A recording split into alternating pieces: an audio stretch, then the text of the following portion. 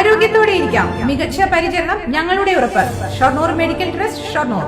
Ottapalam Palappuram halt railway station പൂട്ടിയ നടപടി പുനഃപരിശോധിക്കണമെന്നാവശ്യപ്പെട്ട് കേന്ദ്ര റെയിൽവേ മന്ത്രിക്ക് വി.കെ. ശ്രീകണ്ഠൻ എം.പിയുടെ കത്ത്.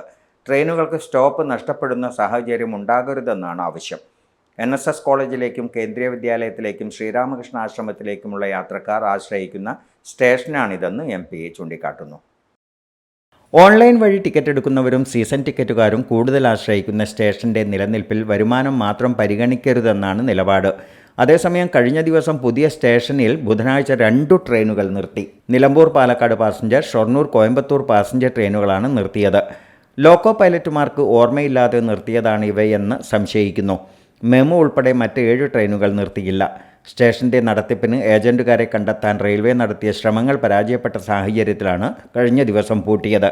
ബുധനാഴ്ച മുതൽ ട്രെയിനുകൾക്ക് സ്റ്റോപ്പ് ഉണ്ടാകില്ലെന്നറിയിച്ച് സ്റ്റേഷനിലെ ടിക്കറ്റ് കൗണ്ടർ പരിസരത്ത് റെയിൽവേ നോട്ടീസ് പതിക്കുകയും ചെയ്തിരുന്നു. സ്റ്റേഷന്റെ നടത്തിപ്പിന് ഏജന്റുമാരെ കണ്ടെത്താൻ റെയിൽവേ 2 തവണ അപേക്ഷ ക്ഷണിച്ചെങ്കിലും ആരും മുന്നോട്ട് വരാതിരുന്നതാണ് തിരിച്ചടിയായത്.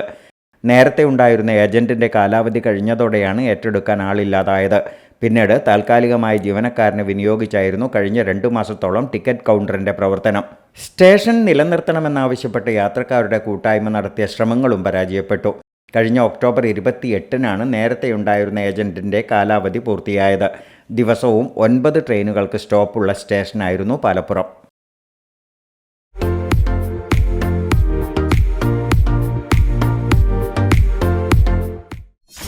.view news. കാഴ്ചകളാണ് ലോകം. കണ്ടു തുടങ്ങുക.